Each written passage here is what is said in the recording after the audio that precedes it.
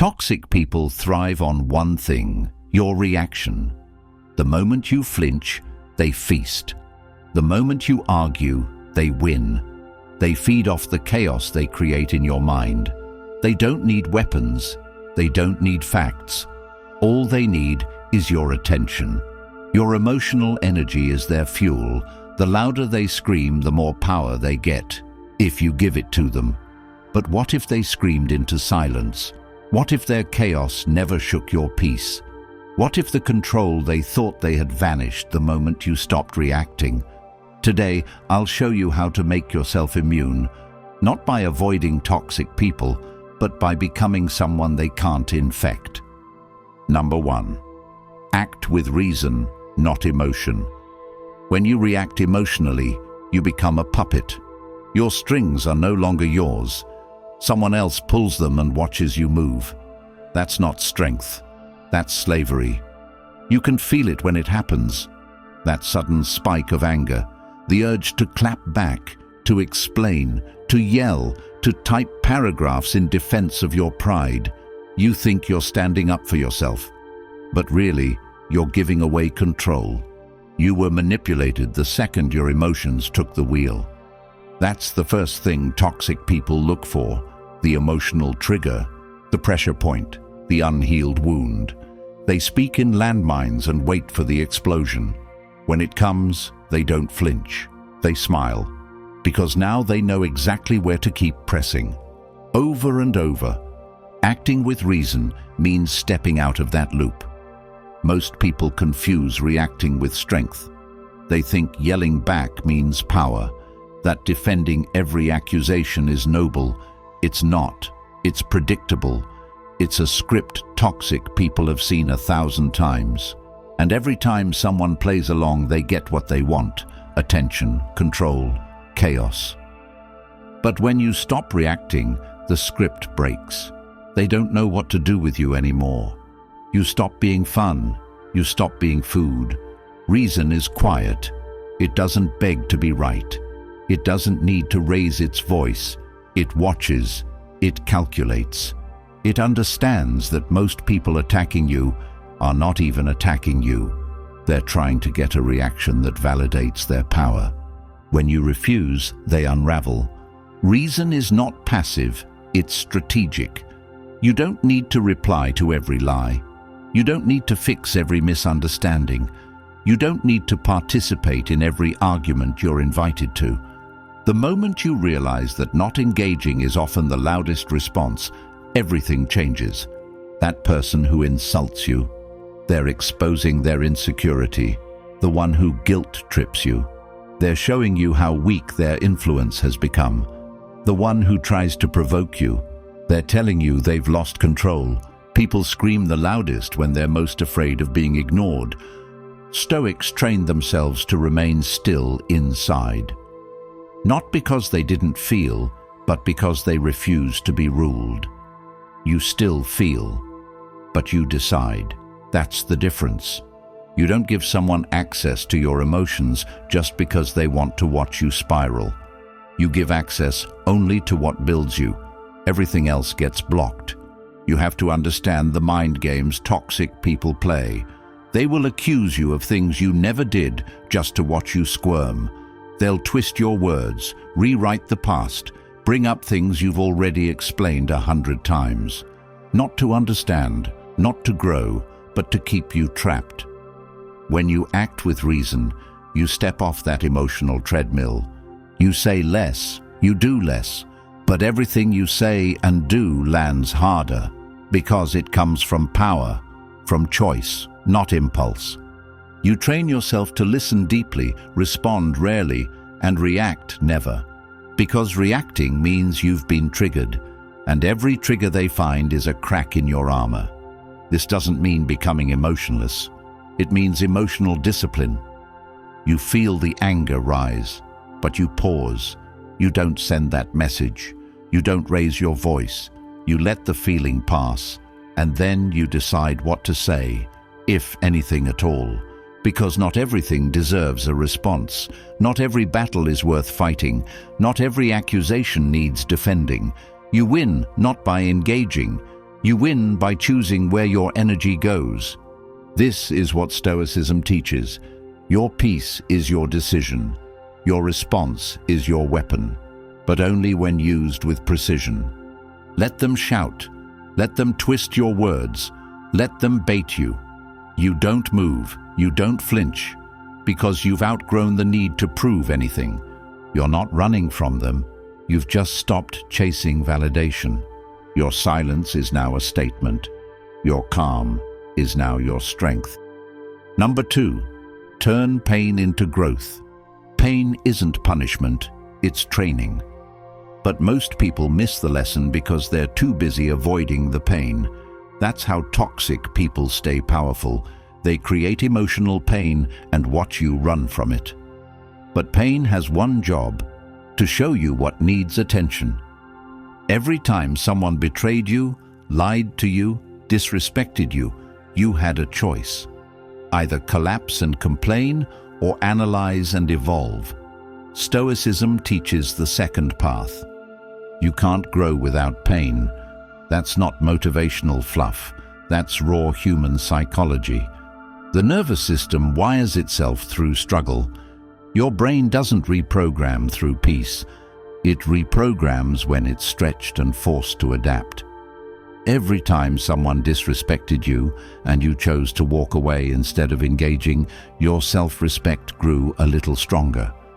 Most people stay trapped in patterns because they expect pain to stop once they win. But the goal isn't to avoid pain, it's to use it. The real win isn't revenge or justice. It's becoming someone that the same situation could never break again. So don't just forgive, study. Why did you allow it? Why did you explain yourself? Why did you stay longer than you should have? Stop blaming them. Start studying you. That's how you turn scars into strategies. When someone ghosted you, they taught you who values your time. When someone humiliated you, they revealed your triggers. When someone lied to your face, they uncovered the parts of you that still crave honesty from the wrong people. This is the growth mindset no one tells you about. It's brutal, it's direct. It's not about journaling affirmations, it's about rewiring your core beliefs. Beliefs like, I need them to see my side. No, you don't. Or, if I had said it better, they'd understand. No, they wouldn't. Or, they'll change once they know how much I care. No, they won't. Growth is when you finally stop trying to rescue people who don't want help and start rescuing yourself from your own patterns. Use pain like a lens. It focuses you, it humbles you, it teaches you how to build strength, not just act strong. That's growth. Not flashy, not comfortable, but permanent. Number 3, don't take the bait. They know your triggers, not by accident, but because you taught them. Every reaction, every breakdown, every emotional outburst taught them exactly where to poke next time. And they remember, they always remember where it hurt you most. They throw out comments that sound harmless, but they're loaded. Passive jabs disguised as jokes. Strategic silence when you needed reassurance. Praise, followed by withdrawal. It's all deliberate. They want you confused. That confusion, that's the bait. You try to make sense of it. You ask questions. You replay conversations. You argue with yourself. You try to find clarity in the chaos. That's the trap. You're giving energy to someone who feeds on your instability. The Stoics had one rule: don't get hooked. Don't respond to the attack. Respond to your values. If someone throws bait, you walk past it. Not because you didn't see it, but because you refuse to play. That's not weakness, that's intelligence. Toxic people don't want resolution. They want drama. They want the emotional ping-pong that keeps you locked into their loop. If you refuse to play, the game ends. The bait could be flattery, could be a sudden apology, could be tears, could be silence, could be public humiliation. But your job is always the same: stay unmoved. That doesn't mean ignore everything. It means respond only when your values require it. not when your ego is provoked. And if your silence causes them to spiral further, good. It means you broke the pattern. They want your emotional response because that tells them you still care, that you're still vulnerable, that they still have access. Remove that. Be polite, be brief, be clear, but never be reactive. The moment you learn to recognize the bait, the whole game shifts. You stop being predictable, you become unreadable, and that terrifies them, because you are no longer a puppet. Number 4, build an inner wall. If you want true peace, stop trying to change people and start training yourself. Stop waiting for others to be less difficult and start becoming less reactive. The outside world will never hand you peace. You have to build it yourself. This doesn't mean you avoid problems. It means you become someone who doesn't flinch when problems show up. Your mind is your house. Guard the door. Don't let everyone in. The Stoics trained for this daily.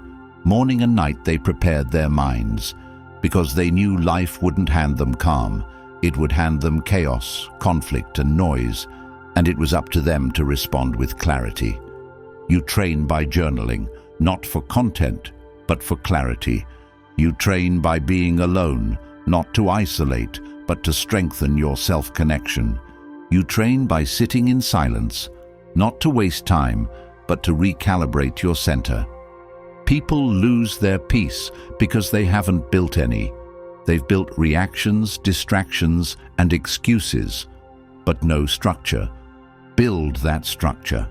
Decide what deserves a response and what deserves your silence. Set boundaries internally before you try to enforce them externally. They'll try to get a rise out of you, and when they fail, they'll question you. Let them. Your job isn't to soothe their confusion. Your job is to protect your clarity. No one is entitled to your energy, not even if they're family, not even if they've known you for years. Longevity doesn't equal loyalty. You decide who gets access to your mind. And if you're not intentional, emotional squatters will move in and rearrange the furniture. Don't hand out access to people who haven't earned it. That's how you stay grounded. That's how you stay free. Number 5, choose peace over ego. Ego is loud, peace is strong. Ego says, make them pay. Peace says, it's not worth your energy. Ego screams for justice. Peace knows you can move on without getting even. Every time someone disrespects you, you're faced with a choice. Respond from ego or respond from peace. Most people go with ego, because ego feels good in the moment. It gives you the illusion of power, but it always leaves you empty. Peace takes more strength. It's not the absence of action, it's choosing the right action. You don't have to match their chaos. You don't need to one-up their toxicity. You win the moment you stop playing. When someone is trying to provoke you, they want your focus. Don't give it to them. When someone is trying to guilt you into staying, they want control. Don't give it to them. When someone is lying to save face, they want your silence. Don't give it to them either. Speak your truth, then walk. The win is walking away with dignity, not staying and arguing. You don't need the last word. You don't need their apology. You need your peace. The most powerful move you can make is to choose yourself. Not in a selfish way, in a self-respecting way. Peace isn't passive. It's the boldest choice in a world addicted to chaos. And the moment you make that choice, you stop living reactively. You start living intentionally. That's the shift. That's the power. If you found value in this video, then help us spread it. Comment unshakable. Share this video with someone still being controlled by toxic people, and subscribe to get more videos like these.